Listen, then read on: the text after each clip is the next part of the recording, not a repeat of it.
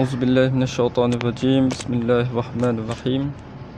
الحمد لله رب العالمين، والصلاة والسلام على أشرف الأنبياء والمرسلين سيدنا محمد وعلى آله وصحبه أجمعين. نويت التعلم والتعليم وتذكر والتذكير والنفع والانتفاع والإفادة والاستفادة والحث على التمسك بكتاب الله وسنة رسوله صلى الله عليه وسلم والدعاء إلى الهدى والدلالة على الخير ابتغاء وجهه ومرضاته وثوابه وجناته سبحانه وتعالى. ثم أما بعد. Assalamualaikum warahmatullahi wabarakatuh. Sidang hadirin muslimin muslimat yang dirahmati oleh Allah Subhanahu wa taala sekalian.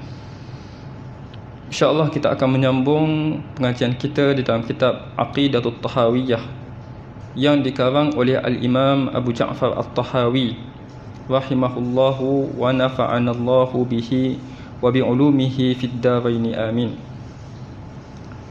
Kita sudah baca sampai kepada muka surat yang ke-25. Dan pada pengajian yang lepas kita sudah menyebut bahawa kata-kata musannif rahimahullah yang menyebut pada muka surat yang ke-24, naqulu fi tauhidillah mu'taqidina bi taufiqillah, kami menyatakan tentang tauhid kepada Allah dalam keadaan kami beriktikad berdasarkan taufik daripada Allah Subhanahu wa taala.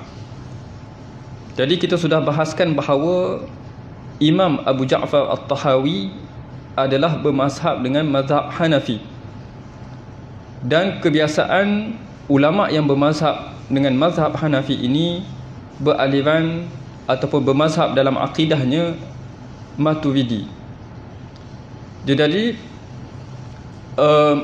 Imam At-Tahawi menyebut naqulu, bermakna bahawa untuk kita mentahqiqkan iman kita perlu ada yang pertama al-iqrar bil lisan, kemudian mu'taqidina mesti ada at-tasdiqu bil janan, membenarkan di dalam hati.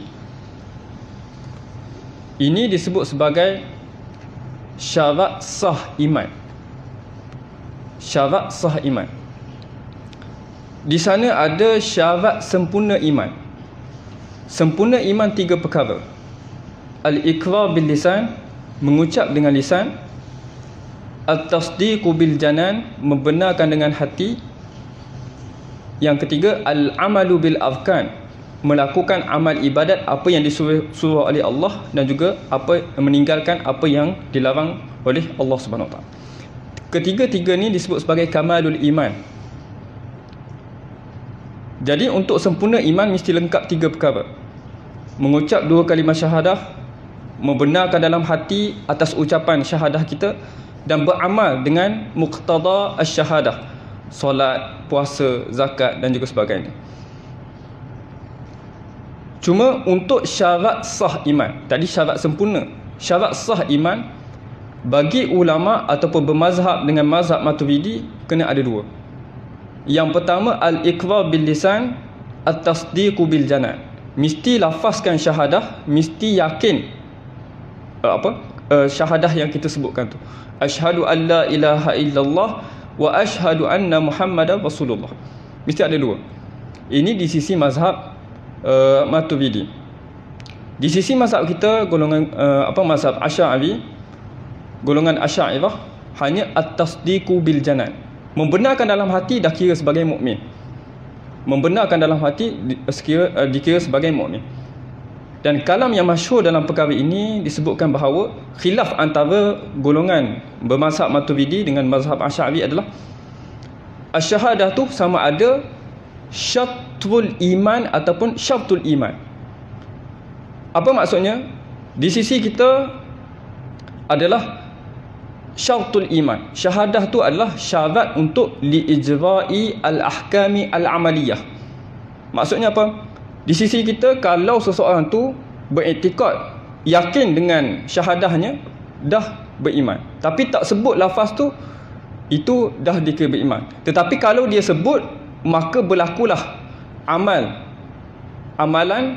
iaitu diwajibkan dia berpuasa, diwajibkan dia mendirikan solat. Dan apabila dia meninggal dunia, dikafankan, dimandikan, disolatkan, ditanam di perkuburan Islam, dan juga sembelihan dia boleh kita makan. Sebab apa?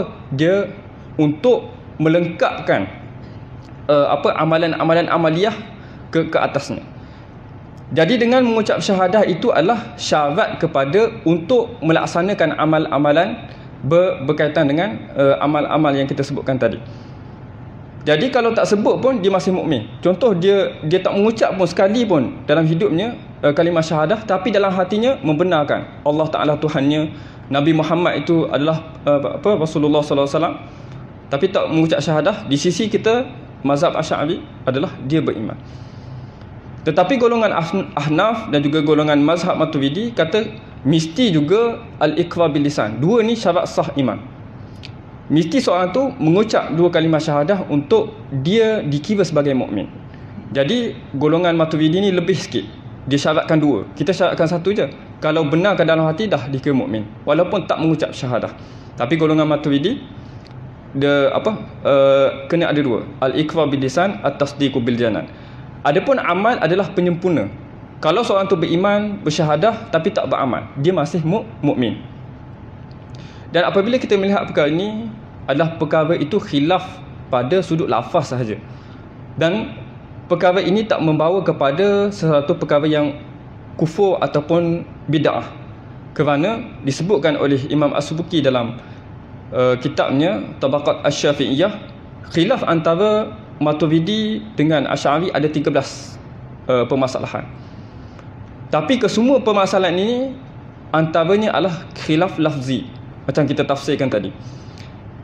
Dan tidak membawa sebarang daripada 13 khilaf ini kepada fasik, kepada kufur, kepada bid'ah. Tidak. Semua itu adalah khilaf yang boleh kita nak takwilkan, kita nak tafsirkan. Sebab apabila kita nak melihat kepada khilaf tadi, contoh mazhab Asy'ari, dia kata orang yang membenarkan dalam hatinya tapi tidak mengucap dua kalimah syahadah itu sudah dikira beriman kerana melihat kepada keimanan dia di sisi Allah. Kalau orang tu beriman tak mengucap pun syahadah tapi dia membenarkan dalam hati, dia di sisi Allah itu dikira beriman. Tapi kita pandang dia sebab dia tak mengucap dua kalimah syahadah bukan sebagai seorang mukmin. Ini dari sudut pandang Allah Subhanahu Wa Taala kepada orang tersebut. Tetapi golongan Maturidi melihat daripada pandangan kita, manusia. Dia tak mengucap dua kalimah syahadah walaupun dalam hatinya membenarkan, tapi selagi mana dia tak mengucap, maka pada pandangan mereka, pandangan kita sebagai seorang manusia, dia masih lagi seorang yang kafir. So sudut pandang yang berbeza itu menatijahkan kepada khilaf tersebut. Jadi disebut sebagai khilaful lafzi, khilaf dari sudut lafaz sahaja. Jadi itu kita sebut kenapa Imam At-Tahawi menyebut naqulu, kemudian mu'taqidina, sebab perlu kepada iqrar bil lisan dan juga perlu kepada membenarkan di dalam hati. Kemudian bitaufiqillah, dengan taufik Allah Subhanahu Wa Taala, kerana hidayah itu adalah milik Allah. Tak boleh seseorang tu mendapat hidayah dengan usaha dia. Ini i'tiqad Ahlus Sunnah wal Jamaah. Kita walau banyak mana kita baca Al-Quran, banyak mana kita baca kitab-kitab akidah contohnya, tidak akan sampai kepada hidayah Allah kecuali jika diberikan oleh Allah Subhanahu Wa Taala. Maka sebut bitaufiqillah itu khilafan lil Mu'tazilah, khilaf kepada golongan Mu'tazilah. Kerana golongan Mu'tazilah dia kata hamba ni mempunyai kudratnya yang tersendiri, yang terasing daripada kudrat Allah Subhanahu Wa Taala. Hamba ni buat berdasarkan kudrat dia yang Allah Taala tidak ada maksud campur tangan. Itu pandangan Mu'tazilah dalam perbahasan af'alul ibad. Jadi untuk menafikan pandangan Mu'tazilah yang kata kita dapat hidayah dengan usaha kita, maka disebut bitaufiqillah, dengan taufik Allah Taala yang beri taufik kepada kita untuk mendapat hidayah akidah yang benar. Maka itu maksud naqulu fi tauhidillah mu'taqidina bitaufiqillah, yang mana kalau kita baca terjemahan saja tidak mencapai kepada maksud apa yang ingin disampaikan oleh Imam Tahawi. Sedangkan ulama dahulu ni kalamnya sedikit tapi maknanya itu sangat besar. Makna di sebalik daripada apa yang disebut kalimah dalam matan disebut, mempunyai makna yang lebih besar daripada apa yang diterjemah. Sebab itu perlukan kepada syarahan. Kemudian kita masuk kepada muka surat yang ke-25. Innallaha wahidun. Sesungguhnya Allah Ta'ala itu satu, ataupun Allah Ta'ala itu esa. Kata Imam Al-Ghaznawi dalam syarah kepada kitab Aqidah Tahawiyah, dia katakan sebelum kita nak isbatkan Allah Ta'ala itu esa, kita kena isbatkan dulu Allah Ta'ala itu wujud. Sebelum nak kata Allah itu satu, mesti kata Allah Ta'ala wujud dulu. Jadi sebelum daripada perkataan innallaha wahidun ini, perbahasan yang sepatutnya Imam Tahawi dahulukan adalah innallaha mawjudun. Allah tu bersifat dengan wujud. Dan untuk menyabitkan tentang kewujudan Allah Subhanahu Wa Taala, kita dah sebutkan sebelum ni ada dua cara. Disebut sebagai dalilul imkan yang pertama, yang kedua ialah dalilul hudus. Ini di sisi dalil yang masyhur di sisi golongan mutakallimin. Iaitu dalilul imkan yang menyebutkan bahawa alam ni adalah mungkin dari sudut akli, iaitu boleh jadi wujud dan juga tak boleh jadi wujud. Tapi alam ni wujud, maka maksudnya ada yang merajihkan salah satu di antara dua kemungkinan itu. Maka kalaulah salah satu daripada dua kemungkinan itu tidak ditarjihkan oleh siapa-siapa, maka itu disebut sebagai mustahil. Mesti ada yang merajihkan salah satu di antara dua tersebut. Sebab kaedah dalam perkara ini disebutkan at-tarjihu bila muwajjihin batil. Tarjih bila muwajjih at-tarjihu bila muwajjihin muhalun, mustahil. Tarjih tanpa sesuatu yang merajihkan salah satu di antara dua kemungkinan itu adalah mustahil. Ini perbahasan kalam lah. Kemudian dalilul hadis, dalilul hudus, iaitu alam ni bersifat dengan mutaghayyir. Hadis ni adalah wujuduhu ba'dal adam, wujud selepas mana sebelumnya tiada. Jadi alam ni bersifat bertukar-tukar, berubah-ubah, kadang malam, kadang siang, kadang hujan, kadang panas. Jadi berubah-ubah itu mesti ada yang merubah. Wal hadisu yahtaju ila muhdisin. Maka sabitlah bahawa adanya muhdis yang menjadikan perkara-perkara al-hawadis tadi. Maka itu menyabitkan tentang kewujudan adanya muhdis itu, iaitu Allah Subhanahu Wa Ta'ala. Ini dua disebut secara ringkas tentang dalilul imkan dan juga dalilul hudus. Cuma ada dalil yang lebih mudah untuk kita faham yang disebut oleh Imam Al-Ghaznawi. Yang pertama adalah dalilul afaq, iaitu afaq ni adalah alam ni. Kita lihat alam ni betapa sistematiknya, betapa cantiknya susunannya, betapa aturannya. Daripada sebesar-besar alam, angkasa lepas semua tu, sehinggalah sekecil-kecil alam, itu menunjukkan bahawa adanya pentadbir, adanya pencipta dan juga pentadbir yang mengaturkan seluruh alam ini. Maka sabitlah adanya Tuhan yang mentadbir seluruh alam ini. Itu disebut sebagai dalilul afaq. Dan yang kedua, untuk kita sebagai golongan awam untuk mendalilkan tentang kewujudan Tuhan adalah dalilul anfus. Wa fi anfusikum afala tubsirun. Kepada diri kamu ni tidakkah kamu melihatnya? Penciptaan kita daripada setitis air mani tiba-tiba menjadi satu jasad yang kompleks. Ada jantung, ada paru-paru, ada organ-organ dalaman, mata boleh melihat, telinga boleh mendengar, mulut boleh bercakap. Maka itu menunjukkan bahawa ada yang mencipta. Bukan ayah kita, bukan nenek kita, bukan tok moyang kita, tapi Allah Subhanahu Wa Taala yang mencipta. Jadi ini dua dalil yang kita nak faham menjadi asas kepada dalil kita nak mensabitkan tentang kewujudan Allah Subhanahu Wa Taala. Maka selepas mana kita mensabitkan Allah Taala tu wujud, kita nak sabitkan pula Allah Taala tu satu, esa. Tidak berbilang-bilang, tidak dua dan juga tidak lebih daripada dua. Tidak lebih daripada satu. Iaitu kita sebut innallaha wahidun. Dan dalil bahawa Allah Ta'ala bersifat dengan esa ini adalah seperti mana kita tahu surah Al-Ikhlas, qul huwallahu ahad. Cuma perkara itu kalau kita sebut tak menjadi dalil kepada orang yang golongan-golongan kafir. Apabila kita sebut qul huwallahu ahad, dia tak percaya. Dia percaya kepada Tuhan-Tuhan dia yang berbilang-bilang.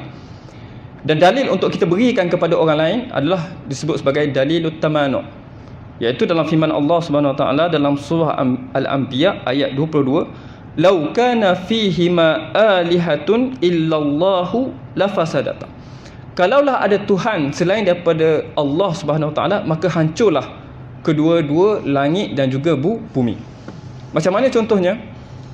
Seperti mana kita sebutkan pada pengajian yang lepas, bahawa jika kita andaikan ada dua Tuhan, Tuhan A, Tuhan B, kemudian Tuhan A ingin menghidupkan si Ahmad, Tuhan B ingin mematikan si Ahmad. Dua-dua Tuhan ni ada kekuasaan yang sama, darjat yang sama, martabat yang sama. Dua-dua ni adalah kita sebut sebagai Tuhan. Maka kata Ibn Juzay dalam kitabnya Nurul Mubin, tidak akan terlepas daripada tiga keadaan.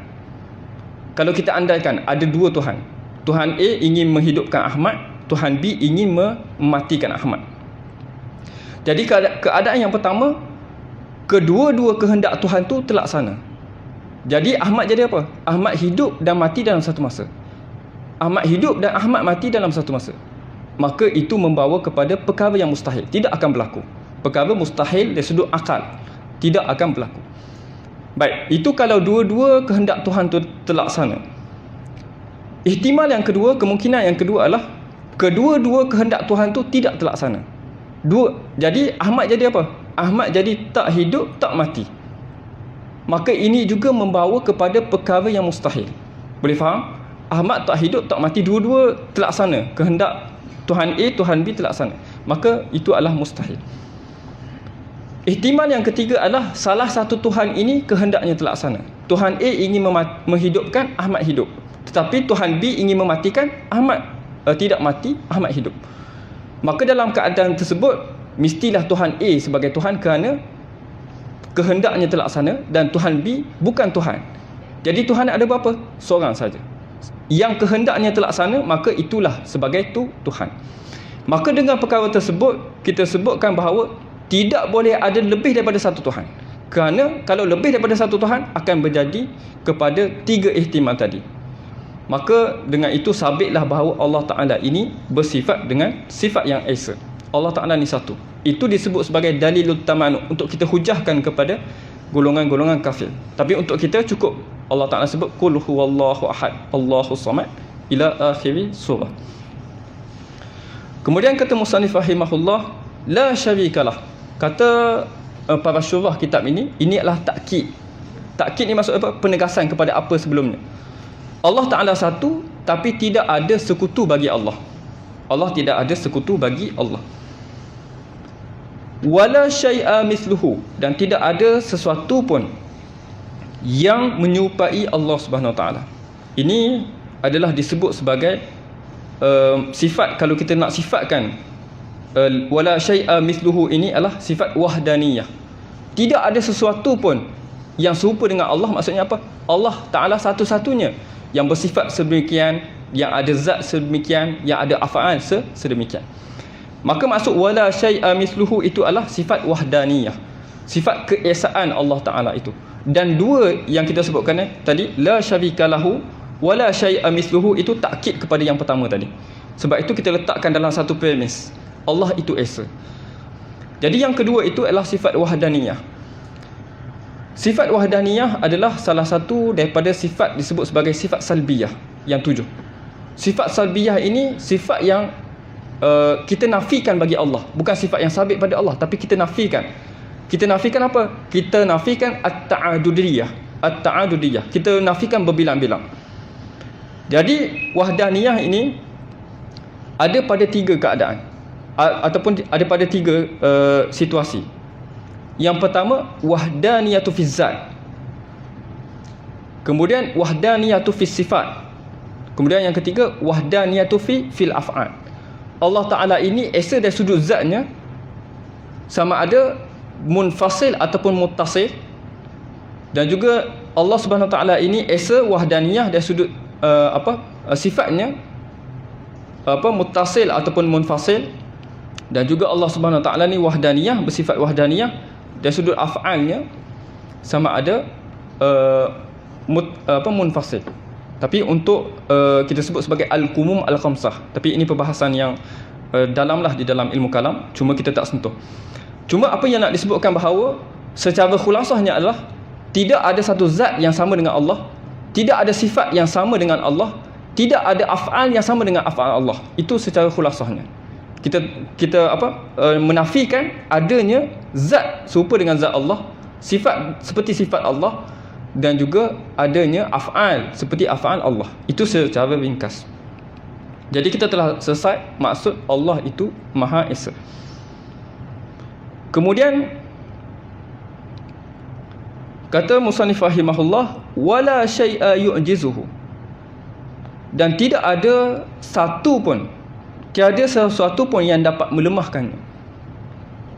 Jadi ini disebut sebagai sifat al-qudrah, ataupun disebut sebagai kamalul qudrah, sempurna kudrat Allah Subhanahu Wa Taala. Tiada sesuatu pun yang melemahkan Allah Subhanahu Wa Taala. Dan secara dalil akalnya, sebelum kita nak bahaskan tentang beberapa perbahasan tentang sifat kudrah ini, iaitu kalaulah Allah Ta'ala yang menciptakan kita, maka Allah Subhanahu Wa Ta'ala sebagai pencipta tidak akan menciptakan sesuatu yang lebih dapat mengalahkannya, dapat melemahkannya. Maka Allah Ta'ala ini adalah maha berkuasa, maha mempunyai al-qudrah. Jadi dalil akalnya seperti itu secara ringkas.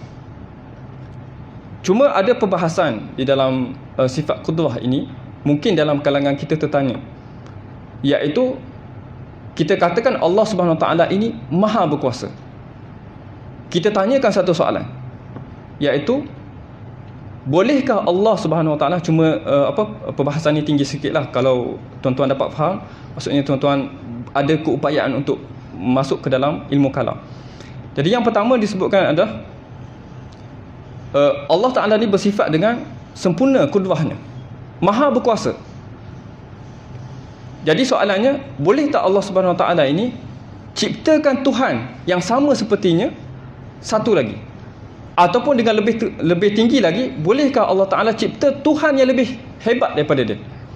Kalau Allah tak mampu buat, maksudnya bukan kamalul qudrah pada pandangan kita lah. Dan ada satu soalan lagi, ni mungkinlah kita tak terbayang, tapi soalan contohnya, orang bertanya, kalau Allah Ta'ala tu betul-betul kuat, betul-betul maha berkuasa, innahu qadirun ala kulli syai', mampu untuk buat segala perkara, boleh tak dia ciptakan satu batu yang besar, kemudian dia besar-besar sehingga dia tak mampu angkat? Mencipta satu batu yang besar-besar sampai dia tak mampu angkat. Jadi itu soalan. Macam mana kita nak jawab? Macam mana kita nak jawab? Kamu katakan bahawa Allah Ta'ala tu maha berkuasa, tapi ada benda yang tak boleh buat, ada benda yang tak boleh buat. Jadi kita nak katakan, untuk menjawab persoalan ini, inilah peranan satu perbahasan di dalam ilmu kalam, disebut sebagai ta'alluqat. Ta'alluqat, iaitu para ulama membahagikan ta'alluq bagi kudrat Allah Subhanahu Wa Taala ini adalah pada perkara yang mungkin, perkara yang jaizul aqli. Seperti mana Imam Dardir sebut di dalam Kharidatul Bahiyah, wa aqsamul hukmul aqli la mahalah hiyal wujubu summa istihalah summa al-jawazu salisu aqsami fafham munihta lazzatal afhami. Dan bait ini sangat menariklah, sebab orang yang faham hukum akal ni, Imam Dardi kata munihta lazzatal afhami, dia akan diberi kelazatan faham. Faham, kita nak faham perbahasan-perbahasan ni, kena faham dulu hukum akal. Jadi kata para ulama, kudrat Allah Subhanahu Wa Taala itu bertakluk kepada perkara yang mungkin sahaja, iaitu ma yatasawwarul aqlu wujuduhu wa adamuh, apa yang dapat dibayangkan oleh akal ada ataupun tidak ada. Jadi ada tiga hukum akal. Pertama adalah wajib, iaitu ma la yatasawwarul aqlu adamuh, yang akal tak boleh bayang tak adanya benda tu, wajib akal. Contohnya apa? Wujudul bari, wujudnya Tuhan itu wajib di sisi akal untuk meyakini perkara tersebut, ataupun wajib pada akal untuk kita bayangkan benda tersebut. Dan mustahil akal adalah sesuatu yang tak boleh kita bayang dalam fikiran kita. Contohnya apa? syarikul bari, iaitu sekutu bagi Allah Subhanahu Wa Taala. Ataupun mustahil bagi akal ni yang tak boleh kita bayang. Contohnya apa? Macam kita sebut tadi, seorang tu hidup dan mati dalam satu masa pada seorang tu dalam satu masa hidup dan mati pada masa yang sama. Boleh kita bayang tak? Tak boleh. Mesti salah satu, sama ada dia hidup ataupun sama ada dia mati. Maka apabila mustahil akli itu yang tidak dapat dibayangkan oleh akal kita. Tapi kalau apa yang boleh kita bayangkan akal, contohnya apa? Gunung daripada emas. Boleh tak bayang? Boleh. Itu masuk dalam jaizul akli. Walaupun dari sudut adatnya tak ada. Tak ada gunung daripada emas. Contohnya apa? LRT lajunya 300 km sejam. Tak ada pada adat, tak ada pada realiti. Tapi boleh tak kita bayangkan dalam akal? Ada. Kita boleh bayang. Maka itu termasuk dalam jaizul akli. Tapi sesuatu yang tak boleh kita bayang masuk ke dalam mustahil akli. Mustahil secara akal. Jadi kita balik kepada persoalan tadi. Kudrat Allah Subhanahu Wa Taala adalah pada mumkinat, bukan pada pada wajib ataupun pada mustahil. Pada wajib ataupun pada mustahil. Jadi perkara yang kita sebutkan tadi, wujud syarikul bari itu termasuk dalam mana? Termasuk dalam mustahil. Termasuk dalam mustahil akli. Maka perkara itu, kalaulah Allah Ta'ala boleh buat mustahil, maka tak jadi mustahil. Dia akan jadi mungkin. Dia akan jadi jaiz. Boleh faham? Kalau Allah Ta'ala boleh buat mustahil, maka bukan mustahil. Itu mungkin. Sebab mustahil itu adalah memang yang mustahil. Benda yang tidak akan berlaku. Dan kalau berbalik kepada soalan tadi, kalaulah berlaku, maka dia akan menjadi qalbul haqaiq. Maksudnya ialah, kalau kita tafsirkan balik, kalau Allah Ta'ala itu mencipta satu batu dan batu tu besar sampai Allah Subhanahu Wa Ta'ala tak boleh angkat, maka itu bermakna Allah Ta'ala ajiz, Allah Ta'ala lemah. Maka akan berhimpun dua, kita sebut sebagai ijtima'un naqidain. Allah Ta'ala maha berkuasa tapi Allah Ta'ala lemah. Macam mana nak berhimpun dua benda yang saling berlawanan? Maka akan membawa kepada mustahil. Maka perkara itu tak termasuk dalam ta'alluq kudrat Allah Subhanahu Wa Ta'ala. Baik, itu yang satu jawapan yang boleh kita berikan kepada persoalan tadi. Mungkin perkara tu kita akan masuk lebih dalam kalau kita nak bahaskan. Cuma untuk lebih kita faham, adalah wazifatul qudrah adalah untuk membuat sesuatu perkara yang mungkin, benda yang boleh dibayangkan oleh akal dan tidak kepada mustahil. Dan wazifatul qudrah itu bukanlah membuat perkara yang wajib, bukan buat perkara yang mustahil. Dia adalah buat perkara yang mungkin. Contohnya apa? Contoh, saya tanya kepada tuan-tuan, boleh dengar tak air ni? Boleh dengar tak air ni? Kita kata air, kalau saya katakan pendengaran tuan-tuan sekalian lemah sebab tak boleh dengar air. Betul ke atau salah pernyataan saya? Jadi pernyataan tu adalah salah. Sebab apa? Air sya'nuhu kita lihat. Boleh nampak tak air? Ya, betul. Kalau kita kata ada orang belakang sana tak nampak air, bolehlah kita kata penlihatannya lemah. Tapi kalau dia tak boleh dengar air, dekat sini boleh dengar tak air? Air tak min sya'nihi, bukan untuk yusma', bukan untuk didengar. Jadi tak boleh kata dia lemah sebab tak boleh dengar air. Sebab air ini bukan benda yang didengar. Contoh kita kata apa lagi? Boleh dengar tak warna hitam ini? Kita kata warna hitam bukan untuk didengar, itu dilihat. Soalan pun macam kita kata, kalau di luarnya, soalan tu pun macam soalan orang gila lah. Jadi boleh dengar tak warna hitam? Tak boleh. Jadi pendengaran tuan lemah. Betul ke pernyataan tersebut? Tak betul. Sebab min sya'nihi bukan untuk didengar, tapi warna ini adalah dilihat. Yang didengar adalah suara, bunyi, itu baru didengar. Kalau tak dengar bunyi, tak dengar suara, itu boleh kita jadi katakan dia lemah. Tapi kalau tidak boleh dengar warna, maka itu tak menjadikan kelemahan kepada seorang tersebut. Kita tak boleh kata seorang tu lemah. Ini untuk lebih mudah faham lah. Kemudian yang kedua adalah, itu yang kedua. Kemudian yang ketiga adalah Allah Ta'ala sebut di dalam Al-Quran, innallaha ala kulli syai'in qadir. Allah Ta'ala mampu untuk melakukan segala sesuatu. innallaha ala kulli syai'in qadir.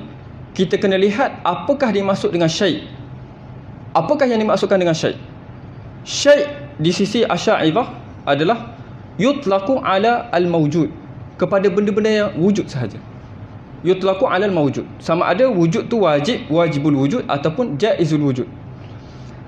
Jadi syai' itu Allah Ta'ala berupaya untuk menjadikan sesuatu yang mawjud, sesuatu yang ada, berkuasa di atas sesuatu yang ada. Adapun ma'dum itu adalah perkara yang selain daripada syai'. Maka apabila kita nak berhujahkan dengan ayat tersebut, kita katakan bahawa syai' di sisi kita adalah al-mawjud. Allah Ta'ala berupaya menjadikan manusia, berupaya menjadikan alam, kerana syai' itu maksudnya adalah al-mawjud. Maka itu jawapan kalau ditanyakan kepada kita tentang soalan-soalan tadi.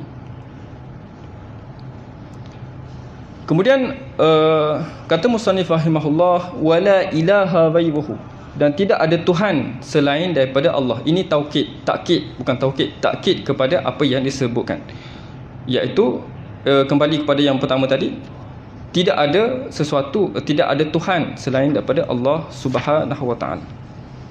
Kita ambil sedikit lagi, terus kepada muka surat 29. Qadimun bila ibtida', daimun bila intihak. Bahawa Allah Subhanahu Wa Taala itu bersifat dengan qadim.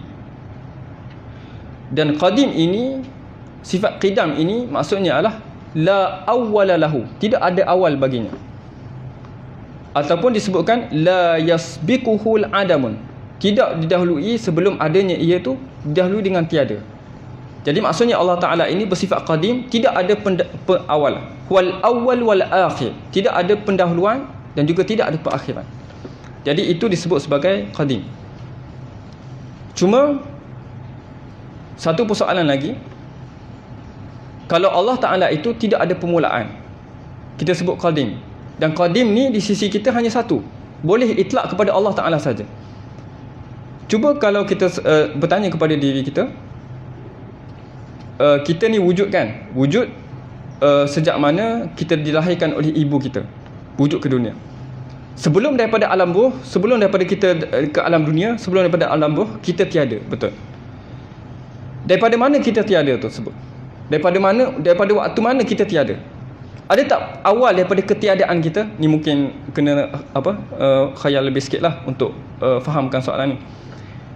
Bilakah bermula kita tiada tersebut? Boleh tak ada jawapan? Bilakah bermula kita tiada? Jadi kita sebut ketiadaan kita itu tidak ada awal. Betul? Betul atau tidak? Ketiadaan kita ni, mula kita tiada tu bila? Kalau kita fikirkan, tidak ada penghujung lah, kan? Kita tidak ada mula. Boleh tak kita kata ketiadaan kita ini adalah qadim? Ketiadaan kita ini adalah qadim. Sebab kita sebut qadim adalah la awwala lahu ataupun la yasbiquhu adamun. Jadi itu pertanyaan tentang qadim. Jadi nak menjawab perkara ini adalah kita sebut bahawa qadim ini adalah yang satu lagi kita sebut bahawa selain qadim adalah sifatnya adalah al-mawjud, sifatnya adalah wujud, iaitu kita sebut al-qadim al-mawjud allazi la awwala lahu, yang wujud yang mana tidak ada awal baginya. Ada satu lagi istilah disebut sebagai al-azali. Al-azali adalah ma la awwala lahu, apa yang tidak ada awal, mawjudan kana am adaman, wujud ke tidak wujud ke, maka kita sebut azali. Jadi bezanya kita dengan Allah Subhanahu Wa Taala bersifat qadim ialah kita tiada. Tiada tu tak boleh disebut sebagai qadim, tapi disebut sebagai azali. Ketiadaan kita itu sejak azali. Sejak azali kerana kita tiada, maka itu disebut sebagai azali. Jadi kata para ulama, antara qadim dengan azali ini adalah al-umum wal khusus mutlak. Kita sebut yang besar sekali adalah al-azali. Setiap qadim itu adalah azali, Tapi bukan setiap azali adalah qadim. Boleh? Jadi boleh kita katakan Allah Ta'ala itu bersifat qadim dan juga Allah Ta'ala itu azali. Tapi untuk lebih khusus kita kata Allah Ta'ala itu qadim. Tapi ketiadaan kita sebelum daripada kewujudan ini, yang tidak ada awal itu disebut sebagai azali. Itu sebagai azali. Jadi yang qadim hanyalah Allah Subhanahu Wa Ta'ala. Adapun ketiadaan kita walaupun tidak ada awal baginya, maka itu tidak disebut sebagai qadim tapi disebut sebagai azali. Maka itu beza di antara qadim dengan azali, dan beza kita sebagai hadis dengan Allah Subhanahu Wa Ta'ala sebagai bersifat dengan qadim. Dan kemudian daimu bila tidak, itu adalah sifat baqa. InsyaAllah kita akan sambung pada pengajian yang akan datang. Moga-moga kita mendapat manfaat daripada apa yang telah disampaikan. Aqulu qawli hadza wa astaghfirullahal azim li wa lakum. Wassalamualaikum warahmatullahi wabarakatuh.